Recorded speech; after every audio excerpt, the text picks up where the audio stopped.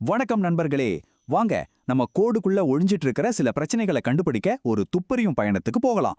சில சமயம் பெரிய பெரிய தவறுகள் வெளிப்படையான பக்ஸா இருக்காது, ஆனா டிசைனுக்குள்ள ஆழமா பொதிஞ்சிருக்கிற க்ளூஸா இருக்கும். இந்த கேள்வியை ஒரு நிமிஷம் யோசிச்சு பாருங்களேன். உங்க கோட் ஒரு உயிருள்ள விஷயம் மாதிரி. அதோட டிசைன்ல ஏதாவது வீக்னஸ் இருந்தா அது சில அறிகுறிகளை காட்டும். ஒரு நல்ல டிடெக்டிவா நாம அந்த அறிகுறிகளை சரியா கவனிக்கணும். இங்க தான் நம்மளோட விசாரணை ஆரம்பிக்குது. நாம தேடுறது சிஸ்டத்தையே கிராஷ் பண்ற பக்ஸ் கிடையாது, அதுக்கும் மேல ஆப்ஜெக்ட் ஓரியன்டட் கொள்கைகளை நாம சரியா ஃபாலோ பண்ணாததால வர்ற சின்ன சின்ன ஆனா ரொம்ப ஆழமான கட்டமைப்பு தவறுகளை தான் தேட போறோம். ஒரு கிரைம் சீன்ல துப்பறிவாளருக்கு துப்புகள் எப்படி வழிகாட்டுமோ அதே மாதிரி தான் இந்த கோட் ஸ்மெல்ஸ் நம்மள சரியான பாதையில கூட்டிட்டு போகும். வாங்க இந்த விசாரணைய தொடங்கலாம். முதல்ல இத தெளிவா புரிஞ்சுக்கணும். இந்த வாசனைகளே பிரச்சனைகள் கிடையாது, அவை பெரிய பிரச்சனைகளோட அறிகுறிகள். அவ்வளவுதான். ஒரு நோயோட அறிகுறியை பார்த்து மூல காரணத்தை கண்டுபிடிக்கிற மாதிரி தான் இதுவும். இந்த விசாரணையில நாம 4 முக்கியமான சந்தேக நபர்களை சந்திக்க போறோம். இதுல ஒவ்வொருத்தரும் நம்ம கோடுல ஒளிஞ்சிட்டு இருக்க வாய்ப்பு இருக்கிற ஒரு பொதுவான டிசைன் தவறு.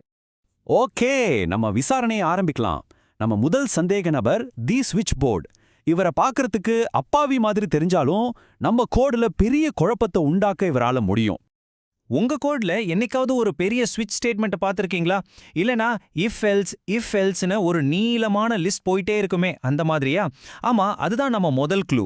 இது பொதுவா ஆப்ஜெக்ட் ஓரியன்டட் கொள்கைகளை நாம சரியா பயன்படுத்தலைங்கிறதுக்கான ஒரு தெளிவான அறிகுறி.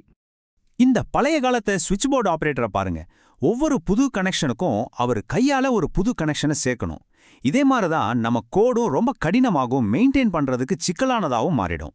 சரி, ஆள பார்த்துட்டோம். இப்ப நம்ம அடுத்த சந்தேக நபர்கிட்ட போலாம். இவரை பகுதி நேர ஊழியர்னு சொல்லலாம். ஏன்னா இவரை எப்போ வேலை செய்வாரு, எப்போ சும்மா இருப்பாருன்னு நமக்கு தெரியாது. அதாவது ஒரு ஆப்ஜெக்டுக்குள்ள ஒரு வேரியபிள் இருக்கும், ஆனா அது எப்பவாவது தான் யூஸ் ஆகும். மற்ற நேரத்துல சும்மா வேல்யூ இல்லாம காலியா இருக்கும். இதுக்கு பேர் தான் தற்காலிக ஃபீல்டு. இது தேவையில்லாத குழப்பத்தை உண்டாக்கும். ஏன்னா அந்த ஆப்ஜெக்டோட நிலை எப்போ அர்த்தமுள்ளதா இருக்கும்னு நம்மால் சொல்லவே முடியாது. இந்த உதாரணம் அந்த பிரச்சனைய ரொம்ப தெளிவா காட்டுது இல்லையா? அந்த தேவையில்லாத சுமை உங்க கோடோட தெளிவை குறைச்சு அதை புரிஞ்சுக்கிறத ரொம்ப கஷ்டமாக்கிடும். ஒவ்வொரு தடவையும் அந்த ஆப்ஜெக்டை யூஸ் பண்ணும்போது இந்த ஃபீல்டு இப்ப யூஸ்ல இருக்கா இல்லையான்னு நாம செக் பண்ண வேண்டியிருக்கும். அடுத்ததா நம்ம விசாரிக்க போறவர் பரம்பரை சொத்தை மதிக்காதவர். இவரை அடங்காத வாரிசுன்னு சொல்லலாம். இத இன்ஹெரிட்டன்ஸ் கான்செப்டை நம்ம தப்பா யூஸ் பண்ணும்போது வர ஒரு சிக்கல். அதாவது ஒரு சப்கிளாஸ் அதோட பேரண்ட் கிளாஸ் கிட்ட இருந்து நிறைய குணாதிசயங்களை இன்ஹெரிட் பண்ணும். ஆனா அதுல சிலதை மட்டும்தான் யூஸ் பண்ணும், மற்றதெல்லாம் சும்மா வேஸ்டா கிடக்கும். இதுவே நம்ம கிளாஸ் டிசைன்ல ஏதோ தப்பு இருக்குன்னு காட்டுற ஒரு பெரிய அறிகுறி. இந்த ஸ்விஸ் ஆர்மி நைஃப் உதாரணம் இந்த பிரச்சனையை ரொம்ப சரியா விளக்குது. தேவையில்லாத மெத்தட்ஸை சுமந்துட்டு போறது உங்க கோட சிக்கலாகும், தப்பான அப்ஸ்ட்ராக்ஷனை உருவாக்கும். ஒருவேளை அந்த வாரிசுக்கு வேற குடும்பம் தேவைப்பட்டிருக்கலாம்.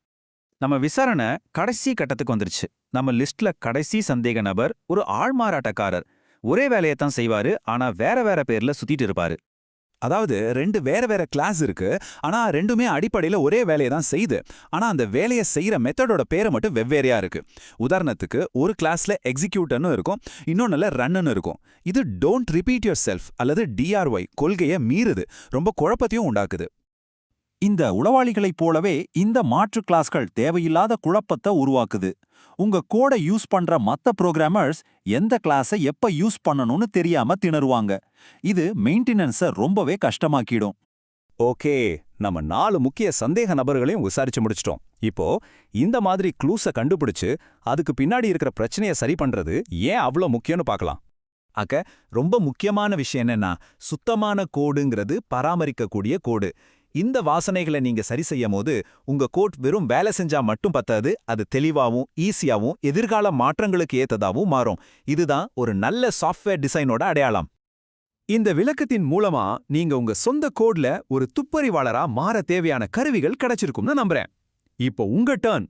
உங்க கோடை ஓபன் பண்ணி பாருங்க. இந்த சந்தேக நபர்கள்ல யார் அங்க ஒளிஞ்சிட்டு இருக்காங்கன்னு கண்டுபிடிங்க.